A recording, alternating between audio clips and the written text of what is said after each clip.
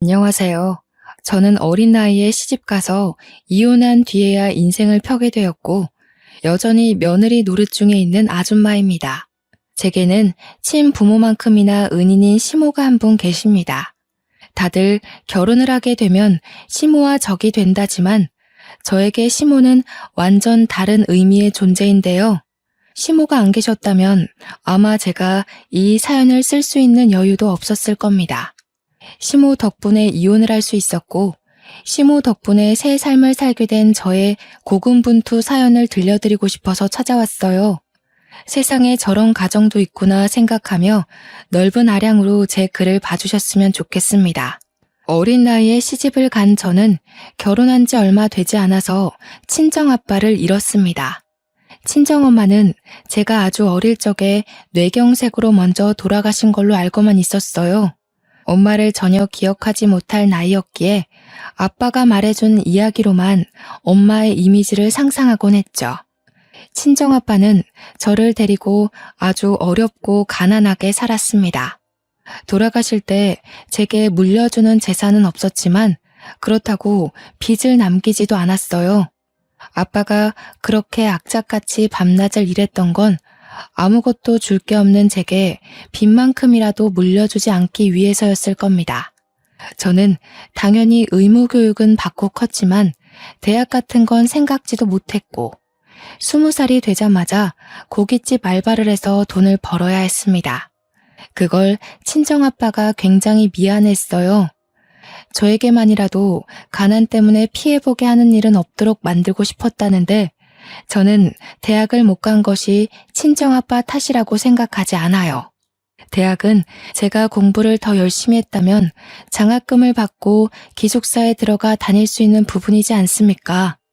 제 능력이 그만큼 대단하지 못해서 대학 못 가게 된 것이라 친정아빠 탓을 한 적이 없었거든요. 그래서 한 번씩 술 마시면 자책하는 아빠에게도 아빠 탓 아니라고 달래주었네요. 저는 나이 20살까지 크면서 한 번도 아빠에게 집안 환경에 대해 불평을 한 적도 없습니다. 아빠의 감사한 노력 덕분에 저는 가난 속에서 허덕이며 컸다는 느낌도 못 받았고요. 그런데 딱 한 번 제 인생을 탓하고 후회를 했던 일이 있었는데요. 그게 바로 결혼이었습니다. 예나 지금이나 저에게 결혼은 도려내고 싶은 경험이었어요. 결혼을 했을 때 그런 생각을 많이 했던 것 같습니다. 내가 만약 돈 많은 집 딸이었다면 좀 더 똑똑하고 현명하게 클 수 있지 않았을까? 나를 만만하게 보고 접근하는 사람들이 없지 않았을까 하는 생각들이요. 저는 고깃집 알바를 하면서 거기에 사장님과 결혼을 하게 되었는데요. 사장님은 당시 30대의 젊은 남자였습니다. 저랑은 9살 차이가 났어요. 당시 사장은 알바생들 중 저와 유독 친하게 지냈거든요. 그 이유가 제가 다른 알바생처럼 짧게 일하다 그만두는 알바생이 아닌 실하고 길게 일해주는 알바생이었기 때문이었죠. 그래서 저를 더 동생처럼 잘 챙겨주기도 했습니다. 집에 가서 먹으라고 남는 고기를 포장해주기도 하고 제 형편을 알기 때문에 한 번씩 비싼 고기도 포장해서 친정아빠랑 같이 먹으라고 건네기도 했어요. 어머 사장님, 이건 너무 많아요. 그리고 이거 비싼 거잖아요. 저는 삼겹살이면 돼요. 전 진짜로 삼겹살이 더 좋아요. 저희 아빠가 삼겹살에 소주 먹는 걸 진짜 좋아하거든요. 삼겹살까지 더 챙겨가면 되겠네. 너한테 주는 건 하나도 안 아까우니까 가져가. 네가 꾸준히 일해주는 덕분에 너만 있으면 가끔씩 바깥일이나 은행 업무도 보고 올 수 있었잖아. 이거 준다고 내가 금방 손가락 빨게 되는 건 아니다. 나도 넉넉하니까 챙겨주는 거지. 처음엔 마냥 공짜라는 생각에 좋아라 했는데 나중에 되니까 민폐가 아닌가 싶더라고요. 그래서 결국 사장님한테 돈을 지불하려고 했는데 사장님이 정색하면서 우리 사이에 돈을 왜 주고받냐고 하대요. 그러면서 하는 말이 사실 저한테 이성으로 관심 있기도 해서 챙겨주는 거라고 하는 거 아니겠어요? 장사 때문에 제대로 밖에서 만나볼 시간도 없었지만 그래도 내가 꽤 괜찮은 놈이거든? 정말 잘해줄 자신 있으니까 나랑 한번 만나볼래? 난 제법 오래전부터 널 마음에 두고 있었어. 든든한 우리 친정아빠처럼 또 다른 매력으로 제게 소나무 같은 버팀목이 되어주던 사장님이었는데 그런 고백을 받으니까 제가 흔들릴 수밖에 없더라고요. 그렇게 서로를 향한 정이 결혼까지 이어질 줄은 몰랐습니다. 저는 23살 나이에 시집을 갔어요. 무엇보다 친정아빠가 제 결혼을 무척 기뻐하셨습니다. 결혼식이 끝나고 신혼여행을 떠나기 전 제 남편 손을 꼭 잡고서 해주신 말이 있었어요. 우리 딸 잘 부탁하네. 자네만 믿을게. 내가 우리 귀한 딸 두고 늘 마음이 불안해서 뭘 제대로 할 수가 없었는데 이제야 마음 편히 내 일을 볼 수 있겠어. 우리 애가 아직 어려서 많이 서툴 거야. 너그럽게 이해해주고 좀 많이 가르쳐주게. 곧 자라는 애니까 많이 보듬어주고 또 힘든 게 있어도 말을 잘 안 할 때가 많아. 자네가 먼저 알아봐주고 다독거려줬으면 좋겠어. 물론입니다. 그런 건 전혀 걱정 안 하셔도 돼요. 장인어른께선 걱정 마시고 앞으로 편하게 일 보시면 되세요. 한 번씩 꼭 인사드리러 갈게요. 신혼여행 다녀오고 나서도 들릴 테니까 약속 잡으시면 안 돼요? 그날 친정아빠가 제게는 별다른 말 없고 그냥 아빠 딸로 태어나게 해서 미안하다는 말만 했습니다. 무슨 그런 말을 하냐고 타박을 했더니 아빠가 그냥 웃기만 하면서 안아주더라고요. 정말 사랑하는 아빠지만 그래도 포옹을 해본 건 그날이 처음이었어요. 그리고 그게 아빠와 마주한 마지막 시간이었다는 걸 상상도 하지 못했죠. 저희는 가게를 매니저한테 맡기고 한 달 동안 신혼여행을 즐겼습니다. 남편이 아시아 일주를 해보고 싶다고 해서 한 달을 바쁘고 알차게 보냈어요. 솔직히 제 인생에서 가장 화려한 날들이긴 했습니다. 그리고 신혼여행을 마치고 한국으로 귀국을 한 날 저는 공항에 마중 나온 친척들에게 친정아빠가 돌아가셨다는 얘기를 듣게 되었어요. 친정아빠는 제 결혼식 일주일 전에 췌장암 말기 판정을 받았다고 했습니다. 친척분들이 다들 저한테 알리고 늦게라도 치료를 시작하자고 했으나 친정아빠가 가망 없는데 돈 쓰고 싶지 않다고 또 제게 짐이 되기 싫다고 하면서 끝내 저한테 알리기를 거부하셨다고 해요. 그 소리를 듣고 친척들과 함께 정신 놓고 달려간 곳은 병원이 아닌 빈소였습니다. 벌써 이틀째 진행된 친정아빠의 장례는 저에게 큰 충격을 안겨주었습니다. 이럴 거라서 신혼여행 떠나기 전 그렇게 마지막 인사처럼 남편을 붙잡고 얘기했던 걸까요? 친정아빠 혼자서 저에게 마지막 인사를 나누고 멋대로 마음을 정리해버렸던 거겠죠. 왜 나한테 아빠와 함께 할 수 있는 시간을 주지 않았는지 원망스러웠고 마지막 인사도 못하고 얼굴도 못 보고 떠나버렸는지 너무 밉기만 했습니다. 벌써부터 아빠 얼굴이 생각나지 않는 것 같아 무섭기도 했고요. 그날 믿을 수 없는 사실에 아빠 사진 아래서 얼마나 오열을 했는지 모릅니다. 발인을 할 때는 끝내 그 자리를 끝까지 지키지 못하고 잠깐 혼절을 해버렸던 걸로 기억해요. 그렇게 저는 하나밖에 없던 가족을 잃고 새로운 가족을 얻었습니다. 일찍부터 시작한 부부 생활은 모든 것이 서툰 것 투성이었어요. 빨래나 아빠가 사놓은 반찬으로 밥만 먹었지 살림이라고 해봤자 자취생 수준 정도로만 할 줄 아는 게 다였거든요. 그래도 친정아빠의 조언 덕분인지 남편이 제게 괜찮다고 차차 배워나가면 된다고 많이 위로해 주었습니다. 남편은 고아가 되어버린 저와 달리 제게 정말 과분한 사람이었는데요. 시댁도 원래 이렇게까지 좋은 아파트에 산 것은 아니었다고 남편 장사가 잘 되어 형편을 폈다고 하더라고요. 남편에게는 시부는 없었고 시모가 하나 있었습니다. 그런데 시모가 말을 못하는 장애인이었어요. 과거에 시부모님 차량에 물이 빠지는 사고가 있었는데 그 충격으로 시모가 말을 잃었다고 하더군요. 시부는 그때 돌아가신 걸로 얘기 들었습니다. 걱정한 것과 달리 시모는 참 고우신 분이었어요. 말은 못하지만 제가 어린 나이에 고생하지 않길 바랬는지 늘 목에 걸고 있는 수첩에다가 그만 들어가서 쉬라는 말을 많이 적어서 보여줬습니다. 원래 수화를 하는 분이지만 제가 수화를 하지 못하니 항상 수첩을 지니고 다니셨어요. 아니에요, 어머님. 저도 얼른 배워서 남편 식사 제가 직접 차릴 수 있어야죠. 어머님께도 빨리 도움되는 며느리가 되고 싶어요. 지금은 민폐만 끼치는 것 같아서 죄송해요. 시모는 저를 정말 기특하게 봐주셨습니다. 나쁜 며느리가 들어오면 어쩌나 걱정을 많이 했다고 오히려 제게 고맙다는 말을 많이 해주신 분이죠. 저는 남편이랑 결혼하면서 하던 아르바이트도 안 하게 되었기에 시모랑 하루 종일 붙어있는 시간이 많았는데요.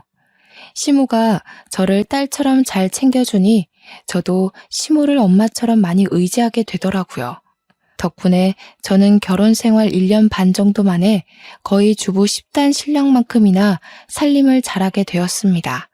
시모의 도움과 저의 노력이 시너지를 일으켰기 때문이라고 생각합니다.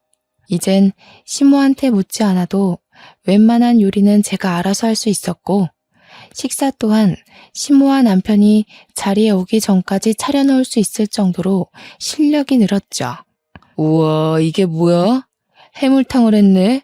자기는 어쩜 갈수록 요리 실력이 늘어? 내가 와이프 하나는 진짜 잘 뒀다. 그치, 엄마? 남편이 아침마다 든든해서 일할 맛이 난다며 제 칭찬을 했는데 옆에서 시모 또한 고개를 끄덕이며 웃음을 보이더라고요. 집에서 아무것도 안 하는 며느리로서 마땅히 해야 할 일인데 과한 칭찬을 받으니까 쑥스러웠습니다. 남편 장사가 새벽 2시에 끝나기 때문에 저는 늘 남편이 올 시간쯤에 다시 잠에서 깼다가 남편을 챙겨주고 잠자리에 들기를 반복했어요. 남편은 저보다 더 힘들게 손님 상대하며 12시간 넘게 일을 하는데 이 정도 내조하는 건 전혀 힘들지 않았습니다. 그러던 어느 날은 남편이 알바생들이랑 회식을 한다며 늦게 들어올 거니까 먼저 자라고 하더군요. 제가 아르바이트 하던 때에도 가끔씩 회식을 했었기에 알겠다고 조심해서 들어오라고 말한 뒤 잠에 들었는데 한참 새벽이 되었을까 제 전화기가 징징 울리더라고요. 작은 진동으로 되어 있었는데도 금방 깰 수 있었던 이유가 희한하게 남편이 집에 안 들어오면 잠기가 예민해지는 거 있죠. 남편이 무사히 귀가하는 걸 제 눈으로 봐야 안심이 되었어요. 정말 가족이라고 생각했기 때문이 아니었나 싶네요. 저도 남편 가게에서 오래 일했던 알바생이라서 거기 매니저와 알고 있는 사이였는데요. 오랜만에 매니저한테서 전화가 왔더라고요. 사실 연락처를 주고받고도 한 번도 전화는 해본 적 없던 사이였거든요. 통화해본 적 없는 사람이 다늦은 새벽에 전화가 왔다는 건 당연히 남편 문제가 아니겠습니까? 수진아, 오랜만이네. 잘 지내고 있지? 사장님이 술을 과하게 드셔서 뻗었거든. 좀 있으면 집 앞에 도착하는데 나와줄 수 있어? 한 10분 뒤면 도착할 것 같아. 역시 남편 일이 맞았던 거죠. 남편은 회식이 있더라도 한 번도 술 먹고 기절해 본 적 없던 사람이거든요. 너무 놀라서 저는 얼른 옷을 챙겨 입고 밖으로 나갔습니다. 잠시 기다리고 있었을까? 얼마 뒤 차 한 대가 아파트 입구에 섰고 보조석에 앉아있던 매니저가 내리더니 인사를 해왔습니다. 저희는 오랜만에 보는 거였는데도 안부 인사 나눌 정신 없었어요. 뒷좌석 문을 열고 남편을 꺼내기 바빴죠. 그런데 남편 혼자 있는 줄 알았던 뒷좌석에 어떤 여자 알바생이 함께 타고 있더라고요. 한눈에 봐도 예뻤고 화려한 타입이라는 게 드러날 정도로 미인이었습니다. 급하게 나왔다지만 파자마 잠옷에 바람막이 외투 하나 걸치고 있는 제 모습과는 차원이 다른 여성성이었죠. 어머, 안녕하세요. 사장님 와이프신 거죠? 저 이번에 사장님 가게에서 일하게 된 알바생이거든요. 오늘 제 환영회 하느라 오빠가 좀 과하게 마셨어요. 늦게 보내드려서 죄송해요. 제 남편을 오빠라고 부르는 것도 기분 나쁜데 자기가 뭔데 제 남편을 보낸다 만다 하는 건지 괜히 마음에 안 들어서 대꾸도 안 하고 그냥 고개만 끄덕했습니다. 매니저가 친히 엘리베이터까지만 남편을 실어주고 제가 이만 가보라고 해서 떠났어요. 저는 혼자 무거운 거구의 남편을 겨우 부축하여 집에 들어갔는데요. 잠자던 어머님이 제가 나가는 소리를 들었던 건지 미리 현관 앞까지 나와 있더라고요. 시모는 급하게 종이에다 메모를 적어 제게 보여줬습니다. 뭐하다 이렇게 술을 퍼마셨냐고 물었어요. 아이고, 어머님 깨셨구나. 조용히 나간다는 게 그만 큰 소리 냈나 보네요. 죄송해요. 남편이 오늘 회식 있었거든요. 기분 좋은 일 있었는지 평소랑 다르게 많이 마셨나 봐요. 남편을 침대로 옮기는 데에 시모까지 나서서 도와줬고 시모는 바로 방으로 돌아갔습니다. 저 혼자서 남편 옷을 벗기느라 2차전을 벌이고 있던 중이었는데요. 남편이 자꾸 뭐라고 중얼중얼 거리는 겁니다. 이렇게까지 취한 걸 본 적이 없어서 여전히 낯설었어요. 완전 인사불성이 되면 혼잣말을 하는 주정이 있나 봅니다. 도대체 뭐라고 하는 건지 궁금해서 옷을 벗기면서도 남편 말에 신경을 기울이고 있었거든요.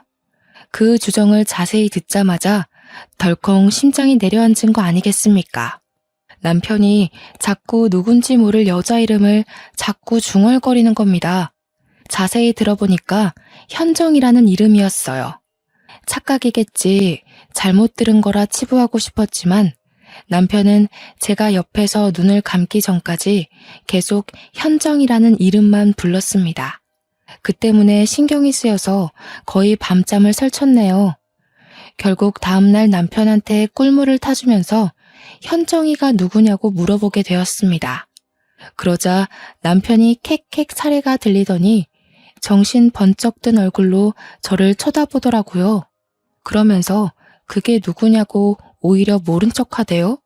당신 어제 술 먹고 와서 내내 현정이라는 사람만 찾았어. 모르는 사람 이름을 그렇게나 부른다고?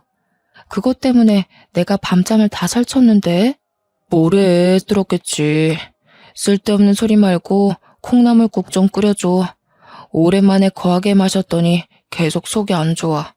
그리고 나 씻고 바로 나가봐야 돼. 또 나간다고? 당신 집에 들어온 지 6시간도 안 넘었어.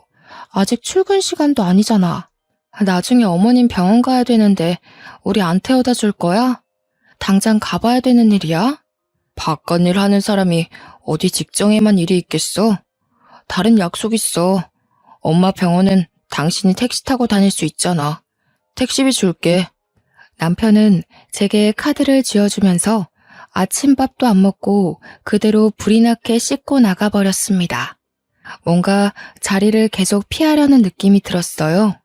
그나마도 시모 병원 간다고 뒷전이 되어버렸지만요.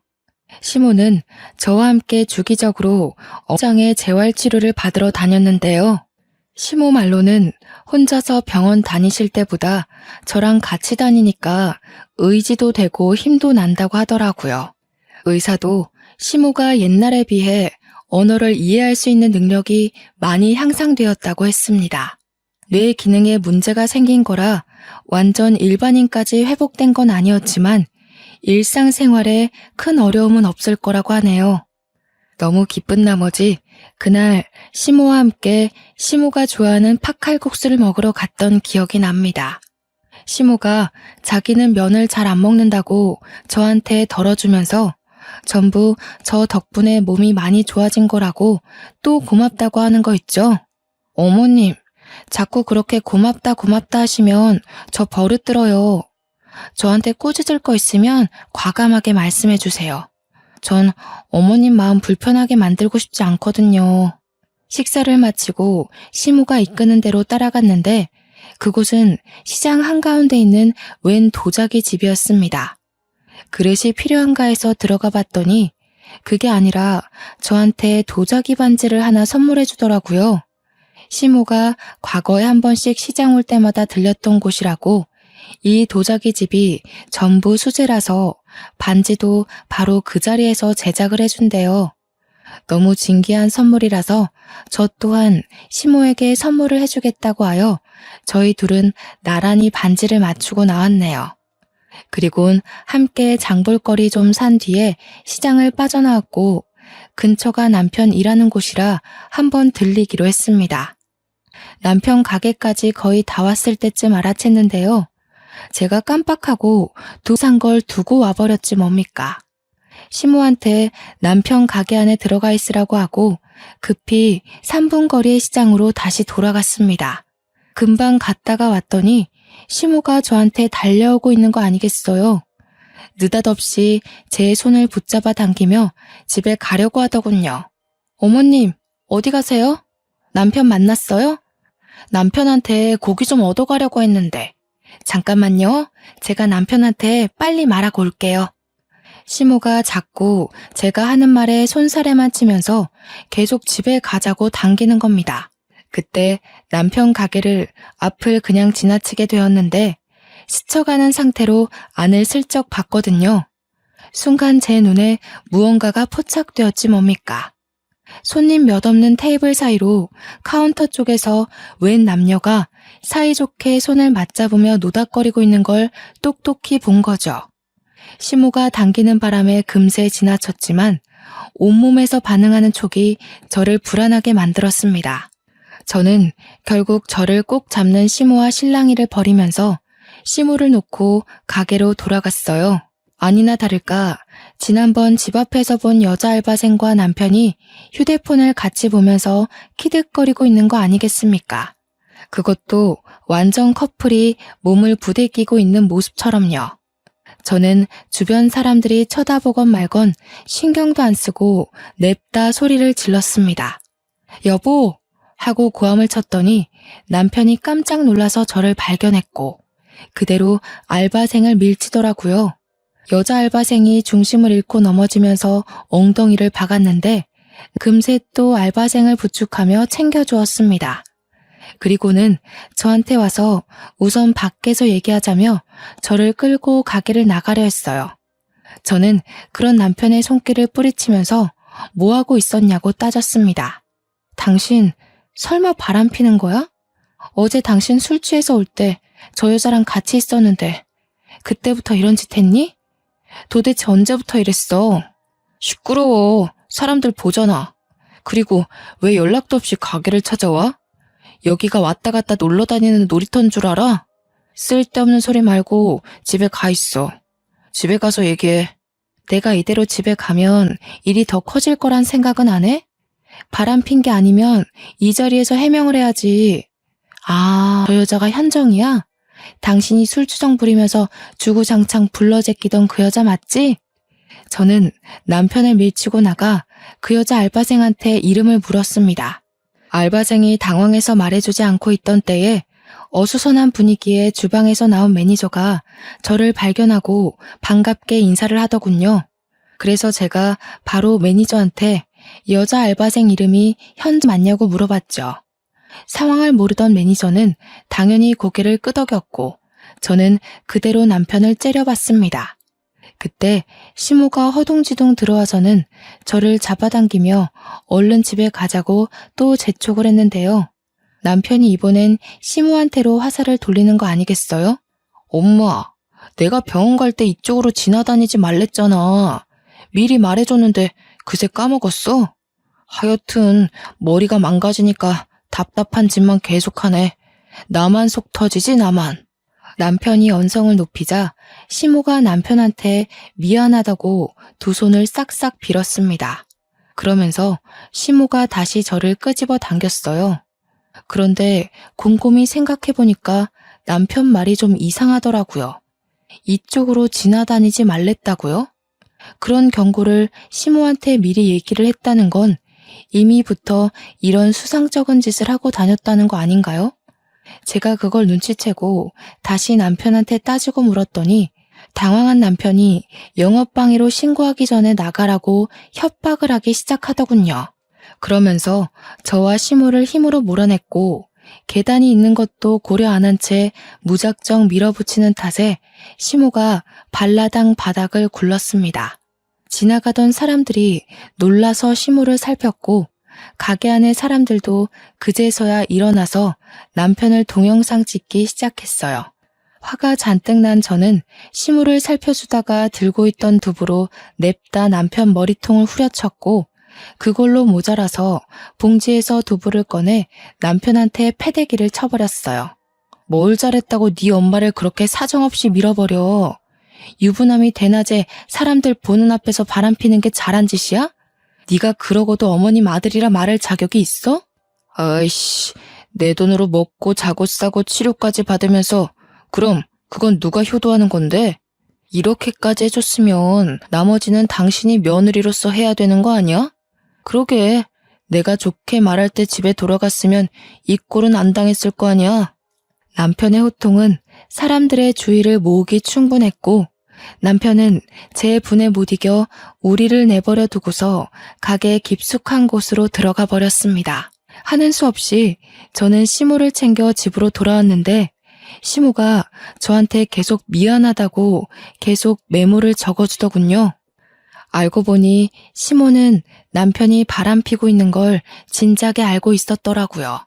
아들이란 이유만으로 또 며느리인 내가 상처받길 원치 않아서 모든 걸 모른 채 입 다물고 있었다고 자백했습니다.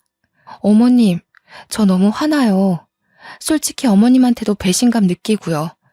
차라리 다 말해주시지. 그럼 제가 어머님한테만큼은 이렇게까지 배신감 느끼지 않았을 거예요. 전 어머님 너무 좋아했는데 역시 핏줄 앞에선 진심도 아무 소용이 없네요. 저 혼자 어머님을 엄마로 생각했나 봐요. 하긴 아들보다 며느리가 좋은 시어머니가 어딨겠어요.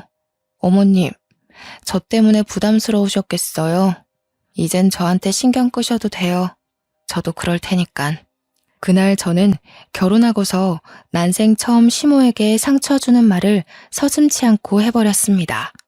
시모가 저를 붙들고 미안하다고 사과를 했지만 용서를 받아주지 않고 외면을 했어요. 그렇다고 가진 돈이 없는 제가 바로 집을 나갈 수 있는 건 아니었습니다. 생계 때문에 당당하게 이혼하자는 소리도 꺼내지 못하고 이대로 남편과 냉전 상태만 유지했죠. 그러다 돈 없는 제가 끝내 이혼 결심을 한 계기가 생겼는데요. 바로 친정아빠의 첫 기일날이었어요. 남편과 사이가 안 좋더라도 장인어른 기일은 남편한테 알려줘야 할 것 같아서 막 일하러 출근한 남편한테 전화를 했거든요. 그런데 웬 여자가 받는 거 아니겠습니까? 바로 그 문제 알바생 상간녀였어요. 네, 사장님 커피 사러 갔는데 뭐라고 전해드릴까요? 근데 사모님, 그 전에 제가 궁금한 게 있는데요. 오빠가 사모님한테 마음 뜬 거 알면서 왜 계속 붙어 있어요? 혹시 돈 보고 자존심 없이 참고 살고 있는 거예요? 뭐라고요? 그쪽이야말로 가게에서 개망신 당해놓고 왜 아직 내 남편이랑 만나요? 생각 똑바로 바뀐 사람이면 그 가게에서 일 그만둬야 되는 거 아닌가요? 어머, 설마 저랑 오빠가 그날 소동 때문에 사이가 틀어진 줄 알았어요? 순수하기도 하셔라. 사모님이 생각하시는 것보다 저랑 오빠 꽤 돈독한 관계예요. 특히 오빠가 저한테 푹 빠져있네요. 내 남편 돈 보고 붙어있는 건 내가 아니라 그쪽이겠죠. 얼마나 돈에 미쳐있으면 유부남을 꼬셔서 남의 가정을 파탄내요? 어린애라서 그런가? 사모님이 모르셔도 너무 모르신다. 세상에 돈이면 미치는 사람들 많아요. 돈이란 건 남녀 불문, 나이 불문, 국적 불문하고 굉장한 가치잖아요? 참, 그거 알아요? 사모님 한 번씩 혼자 장 보러 갈 때 이미 어머님한테는 여러 번 인사를 드렸어요. 상간녀 발언에 흔들리고 싶지 않았는데 결국 저는 마지막 말을 듣고서 심장이 내려앉아 버렸습니다. 그대로 전화를 끊은 저는 당장 시모방을 찾아가서 물었습니다. 그러니 시모가 죄인처럼 고개를 숙이면서 맞다고 수긍하더라고요. 제게는 그것이 정말 청천벽력 같은 소식이었고 결국 저는 그 자리에서 이혼을 결심해버렸죠. 여기서 더 실망하게 된다면 저 어머님한테 해코지하고 싶을지도 몰라요. 어머님 변명 더는 안 듣고 싶으니까 메모 적지 마세요. 제가 이 집을 나가는 게 맞았어요. 가진 게 없어서 남편이랑 상간녀 소송할 돈이 없다는 게 진짜 너무 서럽네요. 그렇게 저는 남편에게 이혼을 요구했고 집을 나설 때 합의이혼서에 도장을 찍었습니다. 제출은 시간 많은 제가 하기로 했고 남편은 저를 전혀 붙잡지 않았어요. 그날 제가 난리친 덕분에 남편 가게 이미지가 인터넷에서 소문이 쫙 나버리는 바람에 매출이 뚝 떨어졌거든요.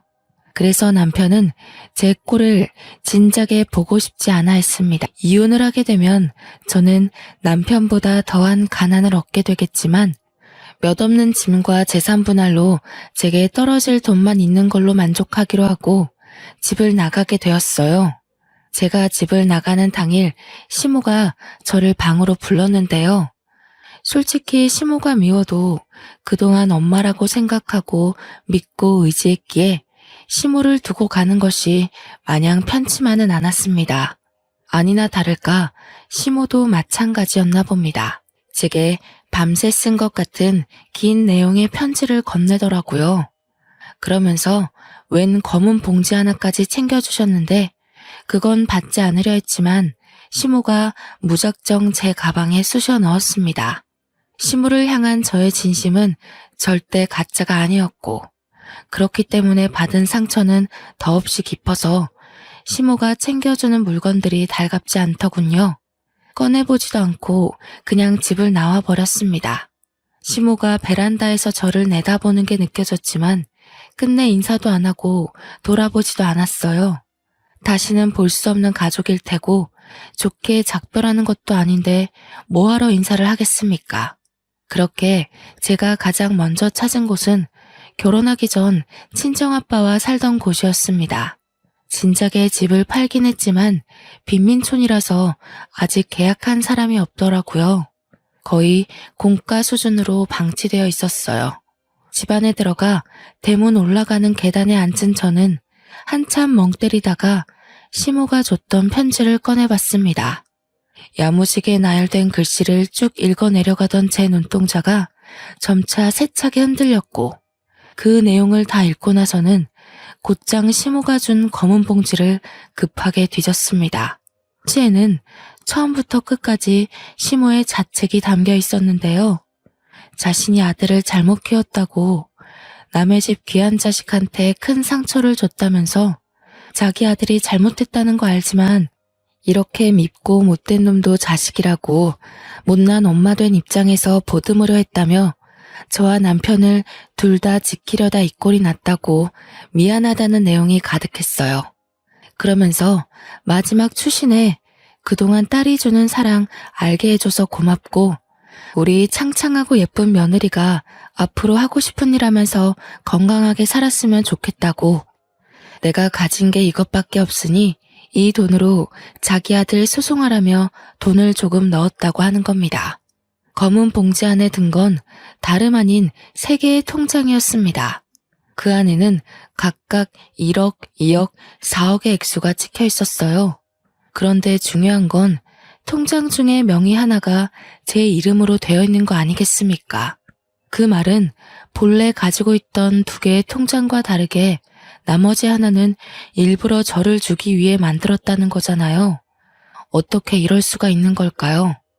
제가 얼마나 모진 말을 했는데 남편의 불륜을 알아채고 난 후부턴 시모에게 따뜻한 눈길마저 준 적 없었단 말입니다. 병원 가는 시모를 혼자 내버려뒀고 또 한 번 같이 먹지 않았어요. 그런데 어떻게 저한테 이 큰 돈을 덜렁 줄 수냐 있냔 말인가요? 시모는 그렇게 못된 짓을 한 제가 밉지도 않았던 걸까요?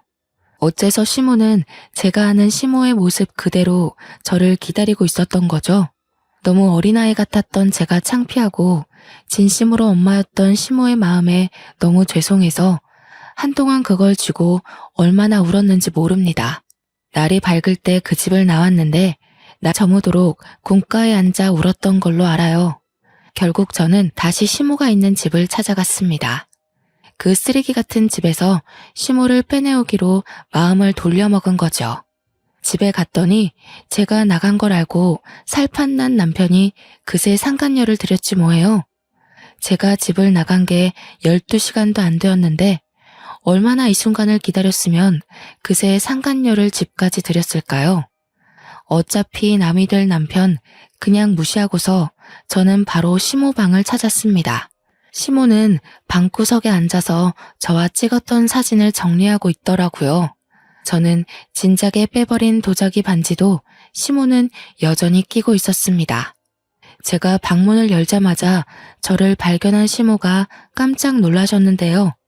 저는 설명도 없이 당장 시모의 짐을 챙기기 시작했어요. 챙기고서 시모 손을 잡고 신발을 신겨주는데 그때 남편이랑 상간녀가 다시 모습을 드러냈습니다. 뭐야 당신? 우리 엄마 데리고 뭐 하는 거야? 갑자기 다시 와서 왜 이래? 우리 더 이상 볼 필요 없는 사이지 않아? 당신한테 부모가 필요 없는 것 같아서. 근데 나는 엄마가 너무 필요하거든. 어머님이 당신 찾을 때까지 당신이 먼저 어머님 찾는 일은 없었으면 좋겠어. 그리고 나 당신이랑 저 여자 소송할 거거든? 저 여자 돈 없는 학생이라고 했지? 그럼 저 여자 위자료까지 당신이 내줘야겠네. 소송이라니? 뭔 소리야. 우리 합의 이혼했잖아.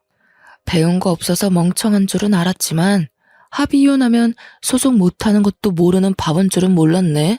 아, 그 합의서 내가 찢어버렸어. 머리 검은 짐승한테는 회유보다 채찍이 나을 것 같더라고. 돈 없는 여자 끼고 노는 것도 당신이 돈이 있어야 가능할 텐데 이젠 그런 짓도 못해서 어쩌나? 몸이 근질근질하겠네? 뭐야, 제정신이야? 합의 본 걸 왜 이제 와서 뒤엎고 난리야? 이거 무효야. 우린 분명 합의 이혼한 거고 소송 같은 거 못해. 나야말로 소송하기 전에 다시 합의서 갖고 와. 내가 정말 궁금한 게 있어서 그러는데 당신 저 여자 데리고 살 생각이야? 내가 아무것도 몰랐던 것처럼 저 여자도 아무것도 모른다 생각해서 끼고 살려는 거니? 나이를 그만큼 먹는다고 다 제정신인 건 아니구나. 저기요, 현정이라고 했죠? 이제 그 남자 빈털털이 될 텐데 저 남자한테 돈 보고 접근한 거라면서요. 다른 남자 찾는 게 좋을 거예요. 제가 이간질을 좀 시켰더니 남편이 상간녀를 쳐다보는 눈빛이 좀 사납더라고요. 상간녀가 하는 사랑의 속삭임을 진심으로 믿기라도 했었나 봐요. 그 뒤로 집을 나와버려서 모르겠지만 아마 둘이서 말다툼 좀 했을 겁니다. 그대로 시모를 데리고 나온 저는 계속해서 시모한테 별다른 설명을 해주지 않았습니다. 무작정 비싼 호텔로 가서 방을 잡았죠. 맨날 마트보다 시장을 전전하며 한 번도 사치를 부린 적이 없는데 그날만큼은 어머님과 함께 기분 전환할 수 있는 곳에 있고 싶었어요. 죄송해요, 어머님. 어머님 뜻 안 물어보고 마음대로 모셔와서요. 다시 돌아가고 싶다고 해도 괜찮아요. 대신 오늘만은 저랑 같이 있어주세요. 호텔방에 들어와서야 저는 시모 앞에 고개를 숙이며 어리석었던 마음을 용서 빌었습니다. 제 말을 듣고 시모는 제 손을 꼭 잡아주면서 그러지 말라고 하더라고요. 그러면서 입모양으로 고마워 이 말 한마디를 하는데 내내 불안했던 제 마음이 사르르 풀려버렸지 뭡니까. 솔직히 무서웠거든요. 남편한테 그렇게 덤비면서도 어머님을 데리고 당당하게 나오면서도 잘못된 일을 저지르고 있는 것 같아서 조마조마했단 말이죠. 그런데 아니래요. 저더러 참 기특하게 잘했대요. 시모가 그렇게 말해주는데 두려웠던 마음이 싹 가시면서 눈물이 나더라고요. 아마 시모 품에서 몇 분을 엉엉 울었을 겁니다. 저는 시모가 준 용기로 끝내 남편과 상간녀를 소송하였습니다. 그리고 부동산을 돌아다니면서 시모와 함께 새로 살 작은 집을 구했어요. 남편한테 위자료 받은 게 생각보다 많아서 뭐라도 돈벌이를 해볼 시도를 할 수 있게 되었는데 시모가 저더러 기사식당 한번 해보지 않겠냐고 하더라고요. 제 요리 실력을 썩히기 아깝다고 작은 기사 식당 하나 차려서 저렴하게 장사해보자고 권유를 하였습니다. 제가 어머님한테 요리를 배운 사람이니까 어머님 손맛도 당연히 장난 아니거든요. 그걸로 자리만 잡는다면 나쁘지 않게 살아갈 수 있을 것 같아서 저는 시모의 뜻을 따르기로 했습니다. 때문에 현재는 장사를 준비 중에 있어요. 언제까지 시모가 제 곁에 있을지 모르겠지만 만약 어머님이 다시 아들 곁으로 가고 싶다고 하면 그땐 정말 미련 없이 보내줄 생각이에요. 그러기 전까진 제가 엄마로 모시면서 병원 치료를 계속 함께 다닐 예정이고요. 물론 천류는 제가 함부로 끊을 수 있는 것이 아니기에 언젠가는 전 남편을 다시 마주할 날이 생길지도 모릅니다. 그러나 그런 각오도 안 하고서 시모를 모시고 나온 것이 아니에요. 시모와 함께 사는 내내 전 남편과 맞서야 되겠지만 그럼에도 불구하고 저는 시모한테 받은 은혜를 모른 척할 수 없었고 어머님이 주는 마음과 사랑이 제게는 너무나 절실한 가족의 온정이기에 절대 놓을 수 없었습니다. 제 선택을 후회하지 않습니다. 시모가 아니었다면 지금도 장사할 미천은커녕 또 어디서 아르바이트나 하면서 자격증을 따야 하나 말아야 하나 전전하며 살았을지도 몰라요. 누가 뭐래도 시모는 제게 은인이고 가족입니다. 시모와 며느리 사이가 이렇게 애틋할 수 있다는 거 좀 껄끄럽고 불편할 수 있다고 생각합니다. 저희를 관계를 아시는 분들은 실제로 앞에서 기분 상할 만한 눈빛을 보내기도 하니까요. 아무렴 어떻습니까? 엄마라는 존재는 친엄마가 아닌 다른 모양으로도 존재할 수 있다고 봅니다.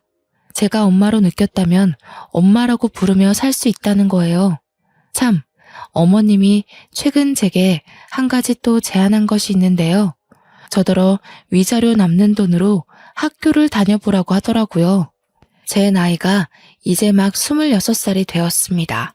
고등학교 졸업한 지도 6년이 지났고 책 안 읽은 지도 너무 오래됐는데 갑자기 공부를 하는 게 어떻냐고 해서 좀 당황했어요. 어머님은 제가 아직 어려서 앞으로 세상 풍파를 겪을 날이 더 많아질 거고 나쁜 목적을 가진 사람으로부터 스스로를 지킬 수 있는 사람이 되려면 공부를 해야 된다고 하더군요. 그러면서 자기가 언제까지 목숨이 붙어 있을지 모르니 제가 홀로서기를 할 수 있는 능력을 길렀으면 좋겠다고 했습니다.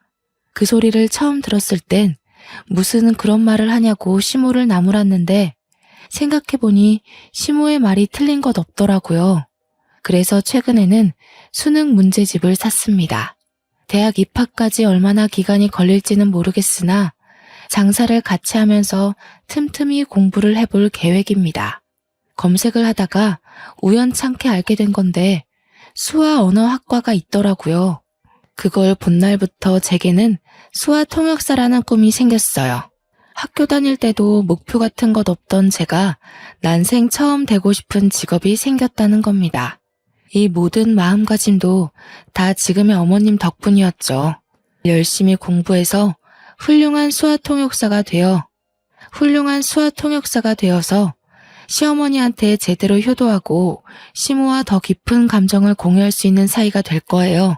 성인이 되자마자 결혼이라는 짧고 굵은 고비를 넘겼는데 왜 그랬을까 너무 후회가 되면서도 한편으로는 시모를 만날 수 있게 된 기회가 된 것이라 행운을 얻었다고 생각합니다. 뭐든 하나를 얻으면 하나를 잃을 수밖에 없다는 걸 뼈저리게 깨우친 것 같아요. 제 사연을 듣고 계신 모든 청취자분들께서도 혹시 잃은 것이 있다면 그걸로 너무 좌절하지 말았으면 좋겠습니다. 금방 기쁘게 일어설 수 있는 기회가 생길 거라고 믿어도 되니깐요. 제 사연은 이쯤에서 끝마치도록 하겠습니다. 이렇게 마무리하는 게 맞는지 모르겠어요. 처음 써보는 것이라 부족한 부분이 많았을 거라 생각이 드네요. 뭐든 역시 처음은 서툴 수밖에 없나 봅니다. 그럼에도 불구하고 시간 내서 얘기를 들어주신 모든 분들께 감사 인사를 전합니다.